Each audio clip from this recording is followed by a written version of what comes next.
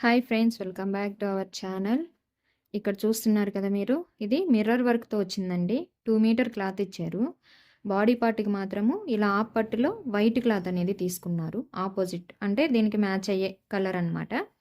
So body పార్ట్కి cotton lining ఇచ్చారు, bottom పార్ట్కి సిల్క్ లైనింగ్ ఇచ్చారు.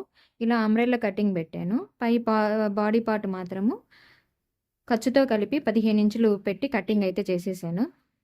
ఫ్రంట్ నెక్ వచ్చి వీ నెక్ అండి. మిర్రర్తోనే నేను ఈ విధంగా బక్రం పీస్ అనేది ఇక్కడ ఐరన్ చేసేసుకొని ఈ చుట్టూ కుట్టు అనేది వేసేసుకొని ఈ విధంగా కుట్టాను. ఇప్పుడు బాడీ పార్ట్ క్లాత్ తీసుకొని మెయిన్ పీసు అలాగే లైనింగ్ పీసు ఇవి రెండింటిని కదలకుండా మనము లూజ్ కుట్ అనేది పెట్టుకొని చుట్టూ రౌండ్ అంటే మనం ఏదైతే కటింగ్ చేసామో నీట్గా ఇలాగా ఈ పార్ట్ మొత్తానికి లూజ్ కుట్ అనేది మెయిన్ పీస్ మీద పెట్టి కుట్టేసుకోవాలి. బ్యాక్ పార్ట్లో మాత్రము ఇలా సారీ అండి, పలక మెడ పెట్టమని చెప్పారు. స్క్వైర్ అనమాట, స్క్వైర్ నెక్ పెట్టమన్నారు.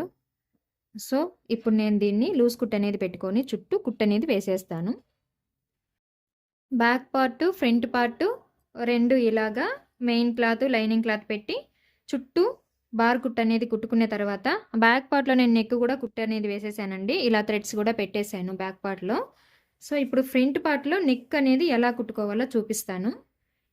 ఇలా రాంగ్ సైడ్ అంటే లైనింగ్ వైపుకి మీరు క్లాత్ని ఇలా ఫోల్డింగ్ చేసుకోవాలి. అంటే రాంగ్ సైడ్న ఇలా క్లాత్ని పెట్టుకొని ఈ మిడిల్లో ఒక లైన్ కనిపిస్తుంది కదా, ఇది ఇటు మధ్యలో లైన్ అనమాట. కరెక్ట్గా ఈ మధ్యలో లైన్కి ఇలా మార్కింగ్స్ పెట్టుకోండి. కొంచెం గుర్తు కోసం మార్కింగ్స్ పెట్టుకున్న తర్వాత ఇదిగోండి, మనం నెక్ పీస్ కోసం ఇలాగా వేరే క్లాత్ అనేది కుట్టుకున్నాం కదా, ఈ కుట్టిన క్లాత్ని ఇలాగా కరెక్ట్గా ఇలా ఫోల్డింగ్ పెట్టుకుంటే మనకి సెంటర్ అనేది వస్తుంది. ఇక్కడ కూడా ఒక మార్కింగ్ పెట్టేసుకోండి, లేదా చేత్తో ఇలాగా రబ్ చేసినా కూడా వస్తుంది అనుకున్నా పర్లేదు. ఇలా పెట్టిన తర్వాత ఇదిగోండి, ఇక్కడ లైన్ కనిపిస్తుంది కదా, ఇటు సైడు ఒక మార్కింగ్ కూడా పెట్టేయండి ఈ విధంగా. అంటే మనం కుట్టడానికి ఈజీగా ఉంటుంది. ఇలా పెట్టుకోవాలి. ఇది రాంగ్ సైడ్ అండి, క్లాత్ రైట్ సైడ్. ఈ లైనింగ్ వైపుకి రైట్ సైడ్ తగులుతుండాలి. ఇది బాగా గుర్తుపెట్టుకోండి. ఇక్కడ నుంచి ఇక్కడ ఈ మిడిల్ లైన్ కనిపిస్తుంది కదా, కరెక్ట్గా ఇక్కడికి వచ్చేలాగా చూసుకోండి. ఇప్పుడు ఇక్కడ నుంచి ఇక్కడికి స్ట్రైట్గా కుట్టు అనేది వేసుకోవాలి. అంటే అటు ఇటు కదలకుండా ఉండడం కోసము ఈ విధంగా కుట్టు అనేది వేసుకోవాలి.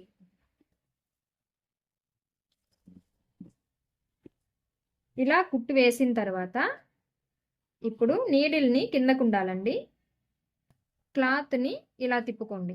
ఇలా తిప్పుకొని ఈ బకరం లైన్ మనం ఎక్కడికైతే కట్ చేసామో ఈ బకరం పక్కనే కుట్టు వచ్చేలాగా ఇటు సైడు కుట్టు అనేది వేసుకోవాలి. ఇలా కుట్టు వేసిన తర్వాత ఈ లోపల క్లాత్ ఒక 1/2 ఇంచు వెడల్పు పెట్టేసుకొని, అంటే ఖర్చు కోసం ఇలా క్లాత్ మొత్తాన్ని కటింగ్ చేసుకోవాలి. ఖర్చు పెట్టుకొని కట్ చేసుకోవాలి. మొత్తం క్లాత్ కట్ చేయకూడదండి. మిర్రర్స్ వచ్చాయి కదా,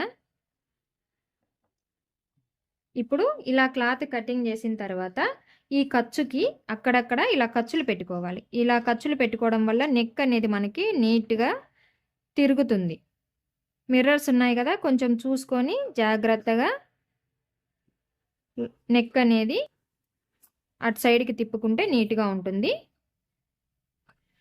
ఈ విధంగా ఖర్చులు పెట్టుకున్నాం కదా, ఇప్పుడు ఈ పై వైపున ఒక కుట్టు వేసుకోవాలి. కానీ ఇదిగోండి, ఇలా టర్న్ చేసేసి నీట్గా రైట్ సైడ్ వైపుకి ఇలా క్లాత్ మొత్తాన్ని తిప్పుకోవాలి ఈ విధంగా.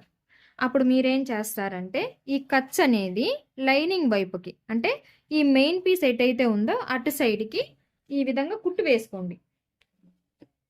ఇలా కుట్టు వేయడం వల్ల మీకు ఈజీగా అవతలికి క్లాత్ అనేది తిరుగుతుంది. ఇప్పుడు చూడండి, ఈజీగా ఇటు సైడ్కి ఫోల్డింగ్ అవుతుంది. ఈ విధంగా సేమ్ కలర్ దారం అనేది పెట్టుకొని ఇటు సైడ్ కుట్టు అనేది వేసుకోవాలి నెక్కి ఇటు సైడ్.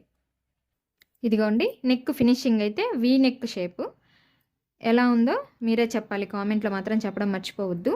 ఇలాగా ఫినిషింగ్ కూడా లోపల వైపు చూడండి, చాలా నీట్గా ఉంటుంది.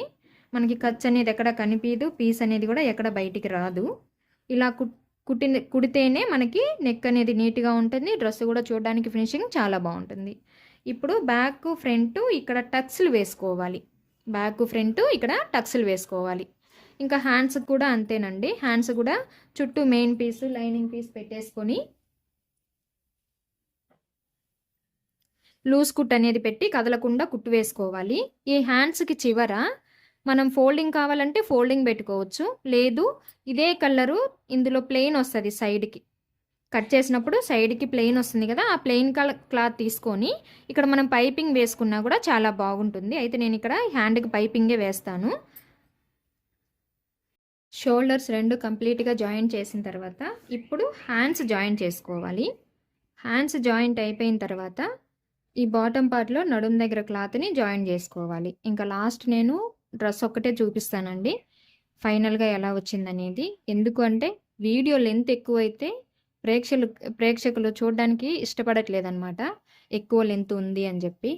అదే తక్కువ టైంలో మీకు డ్రెస్ మొత్తాన్ని చూపించాలంటే అది కొంచెం కష్టపడాలి.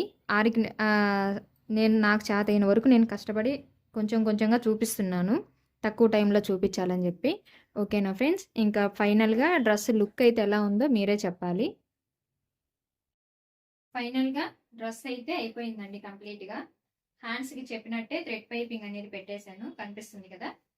బ్యాక్ స్క్వేర్ నెక్ పెట్టాను, అలాగే ఈ థ్రెడ్స్ కూడా పెట్టానండి. హ్యాంగర్స్ ఇలా పెట్టేశాను.